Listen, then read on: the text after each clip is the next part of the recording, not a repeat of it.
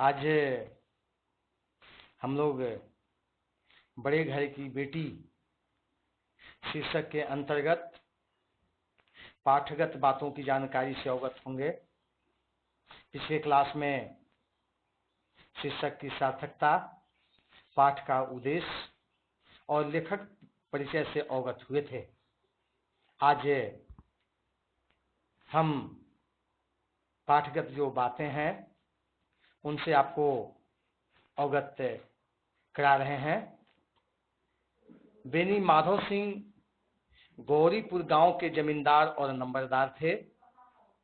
उसके पितामह किसी समय बड़े धन धान्य से संपन्न थे। गांव का पक्का तालाब और मंदिर, जिसकी अब मरम्मत भी मुश्किल थी, उन्हीं के कीर्ति स्तंभ थे। बेनी माधव सिंह अपनी आधी से अधिक संपत्ति वकीलों को भेंट कर चुके थे। उनकी वर्तमान आय 1000 वार्षिक से अधिक न थी। क्योंकि बेनी माधव सिंह जो पाठ के प्रमुख पात्र हैं, गौरीपुर जो गांव है उसके वे जमींदार हैं। यह कहानी उस समय लिखी गई जब जमींदारों का भारतवर्ष में विशेष अस्तित्व था। उसके जो दादा, पितामह का अभिप्राय हुआ दादा, धन धान से संपन्न शक्तिशाली जमींदार थे। गांव में उनके द्वारा बनाए गए पक्का तालाब, मंदिर पूर्ण रूप से उनकी जमींदारी ठसक के लिए काफी था। लेकिन समय परिवर्तनशील है, समय बदला। आज उस तालाब और कुएं की मरम्मत, मंदिर का मरम्मत करना भी असंभव है। आज उनके जो यश के लिए वे चिन्ह खड़े हैं, उन चिन्हों को ही यत्र तत्र कर करके उनका जीवन गुजर बसर हो रहा है। आधी से अधिक संपत्ति वकीलों को वे दान कर चुके हैं। जमींदारों को पहले अपनी जमीन जायदाद बचाने के लिए कोर्ट कचहरी का चक्कर भी अनवरत लगाना पड़ता था। स्थितियां विषम होने के परिणाम स्वरूप आज न तो उनके कीर्ति स्तंभ, पक्का तालाब, कुआं, मंदिर ही सुरक्षित और संरक्षित हो पा रहा है और न ही अन्य प्रकार के जिम्मेदारी कार्य ही। आज उनकी वार्षिक जो आय है उसमें भी कमी आई है। मात्र 1000 रुपए आय से अपना घर परिवार चलाने का काम वे कर रहे हैं। ठाकुर साहब के 2 बेटे थे। बड़े का नाम श्रीकंठ सिंह था। उसने बहुत दिनों के परिश्रम और उद्योग के बाद बीए की डिग्री प्राप्त की थी। अब एक दफ्तर में नौकर था। छोटा लड़का लाल बिहारी सिंह दोहरे बदन का सजीला जवान था। भरा हुआ मुखड़ा, चौड़ी छाती, भैंस का दूध से ताजा दूध वह सवेरे उठकर पी जाता था। श्रीकंठ सिंह की दशा बिल्कुल विपरीत थी। इन नित्य प्रिय गुणों को दिए इन्हीं 2 अक्षरों पर निछावर कर दिया था। इन 2 अक्षरों ने उनके शरीर को निर्मल और चेहरे को कांतिहीन बना दिया था। ठाकुर साहब के 2 लड़के थे। बड़े लड़के का नाम श्रीकंठ सिंह और छोटे लड़के का नाम लाल बिहारी सिंह था। दोनों भाई अपने घर परिवार में माता पिता के साथ जीवन यापन करते हैं। बड़ा बेटा उस जमाने में बीए की डिग्री प्राप्त किए हुए थे। एक सरकारी दफ्तर में काम करते थे। छोटा भाई श्रीकंठ सिंह का लाल बिहारी दोहरे वजन का सजीला नौजवान था। उसकी मुख की आकृति ऐसी थी, वह हमेशा प्रसन्नचित रहता था। चौड़ी छाती, खाने पीने में वह बहुत ही अग्रसर था। भैंस का 2 सेर ताजा दूध उठ करके पी जाता। कहने का अभिप्राय यह है कि हृष्ट पुष्ट और मजबूत वह लाल बिहारी सिंह है। लेकिन श्री कर्ण सिंह का जो शारीरिक स्वरूप है वह उसके बिल्कुल विपरीत है, क्योंकि वह जो बीए की डिग्री प्राप्त की है वह बड़ी मेहनत से की है। आज डिग्री लेने की जो बात है उस समय के तुलना में बिल्कुल भिन्न है। भिन्न इसलिए कि डिग्री स्वाभाविक रूप से लोगों को मिल जाती है, ज्ञान भले ही ना मिले, लेकिन मौलिक अवधारणा ज्ञान से होनी चाहिए, डिग्री से नहीं। आज हम पीएचडी कहते हैं, बहुत तरह की मास्टर कोर्स की डिग्री प्राप्त कर लेते हैं, लेकिन सच्चाई यह है कि ज्ञान की न्यूनता बनी रहती है। वह कभी भी उसे ज्ञान से परिपक्व होकर मानवीय संवेदनाओं को, मानव की जन कल्याण की भावनाओं को या चरित्र के आदर्श को सुरक्षित करने में सक्षम नहीं हो पाता। जबकि उस समय बीए पढ़ने का एक मतलब होता था। इसका मतलब बिल्कुल स्पष्ट है कि वह चारित्रिक रूप से, बौद्धिक रूप से, सामाजिक रूप से, पारिवारिक रूप से, शैक्षणिक रूप से वह बिल्कुल उपयुक्त व्यक्ति होगा, जो इन सारे सद्गुणों को बीए की डिग्री के उपरांत प्राप्त किया होगा। स्वाभाविक रूप से इस पठन पाठन की स्थिति में उनकी शारीरिक जो स्थिति थी वह लाल बिहारी की तुलना में कृशकाय, क्षीण, कमजोर और दुर्बल था। लेकिन चेहरा में एक जो शैक्षणिक गुण होने का आत्मविश्वास था, पूर्ण रूप से भरा पड़ा हुआ था। उनमें ज्ञान की, बौद्धिक क्षमता की जो कांति आभा थी वह समूह के सामने स्पष्ट रूप से दृष्टिगोचर होता था। श्री कर्ण सिंह इस अंग्रेजी डिग्री के अधिपति होने पर भी पाश्चात्य सामाजिक प्रथाओं के विशेष प्रेमी न थे, बल्कि वे बहुधा बड़े जोर से उसकी निंदा और तिरस्कार क्या कहते थे। दशहरे के दिनों में बड़े उत्साह से रामलीला में सम्मिलित होते और स्वयं किसी न किसी पात्र का अभिनय करते थे। प्राचीन सभ्यता का गुणगान उनकी प्रकृति का प्रधान अंग था। सम्मिलित कुटुंब के तो वे एकमात्र उपासक थे। आजकल स्त्रियों को कुटुंब से मिलजुल कर रहने की जो अरुचि होती है उसे वह जाति और देश दोनों के लिए हानिकारक समझते थे। श्री कर्ण सिंह अंग्रेजी डिग्री के अधिपति होने पर भी पाश्चात्य सामाजिक प्रथाओं के विशेष प्रेमी न थे। आज की जो परिस्थिति है, आज का जो दिखाने की जो शैक्षणिक प्रोग्राम चल रहा है वह उसके तुलना में निश्चित रूप से भिन्न है। आज हम में भले अंग्रेजी की मौलिक ज्ञान हो या न हो, लेकिन हम पश्चिमी सभ्यता को स्वीकार करने वाला, अंग्रेजी बोलने वाला, उसके तारतम्य को समझने वाला समझा जाता है।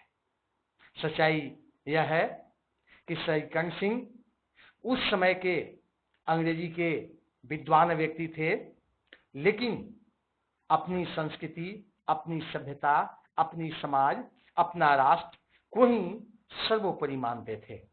अपने जो पर्व हैं, त्योहार हैं, संस्कार और संस्कृति हैं, उससे वे विशेष प्रेम रखते थे और यही कारण था कि उनकी कभी कभी निंदा और तिरस्कार हो जाया करती थी।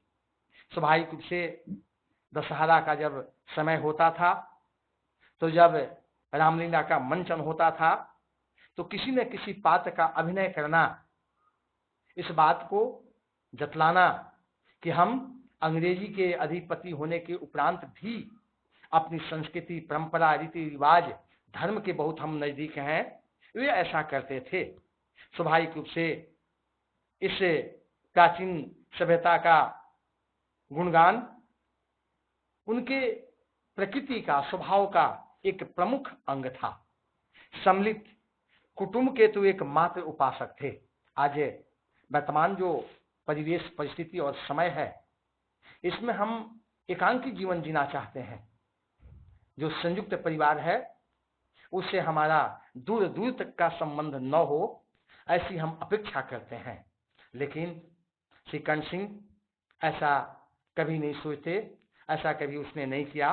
अपने घर परिवार में सम्मिलित रूप से रहना, सारी परंपराओं, रीति रिवाजों के साथ अपने परिवार में अन्य प्रकार के कार्यों को रुचि पूर्वक करना उनकी ऐसी चारित्रिक विशेषता थी।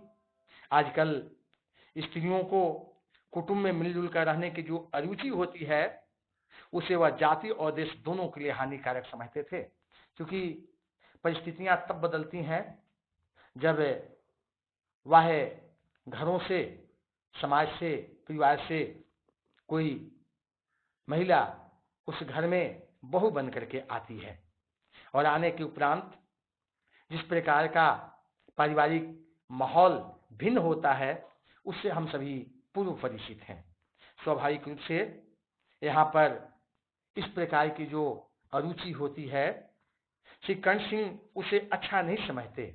उसे लगता है कि जाति के लिए, परिवार के लिए, समाज के लिए, राष्ट्र के लिए यह बड़ा ही अहितकर कार्य है। इस प्रकार के कार्य को करना दोनों के लिए हानिकारक है। न तो जाति परिवार के लिए श्रेष्ठकर है और न ही देश धर्म के लिए उपयुक्त है, ऐसा उनकी मान्यता है। और यह बिल्कुल श्रेष्ठकर बात है। यही कारण था कि गांव की ललनाएं उनकी निंदक थी। आज समाज में जब भी वे अपने घर आते, परिवार में आते, समाज में आते, तो वे स्वाभाविक रूप से मिलजुल कर रहने की बात कहते। परिवार कहीं अगर बिखर रहा हो तो सम्मिलित रूप से उनकी रख रखाव करने की प्रेरणा उनकी हमेशा उस परिवार के लिए हुआ करती। जो परिवार एकांकी जीवन जीना चाहते थे, वे उन्हें अच्छा नहीं कहते, वे उन्हें शत्रु समझने में भी संकोच नहीं करती। स्वयं उनकी पत्नी को इस विषय में उनसे विरोध था। उनकी पत्नी जो थी वह भी इसका विरोध करती थी, क्योंकि ये सरकारी नौकर थे, जीविकोपार्जन के लिए वे सारे भौतिक सुख साधन की उपलब्धि सामान्य ढंग से हो सकती है, थी भी। इसलिए वह चाहती थी कि क्यों ना हम सभी एकांकी जीवन जिएं, लेकिन अपनी पत्नी के इस विरोध का भी असर उन पर नहीं पड़ता। यह इसलिए नहीं कि उसे अपने सास ससुर, देवर या जेठ आदि से घृणा थी, बल्कि उनका विचार था कि यदि बहुत कुछ सहने पर भी परिवार के साथ निर्वाह न हो सके तो आए दिन की कलह से जीवन को नष्ट करने की अपेक्षा अच्छा है कि अपनी खिचड़ी अलग पकाई जाए।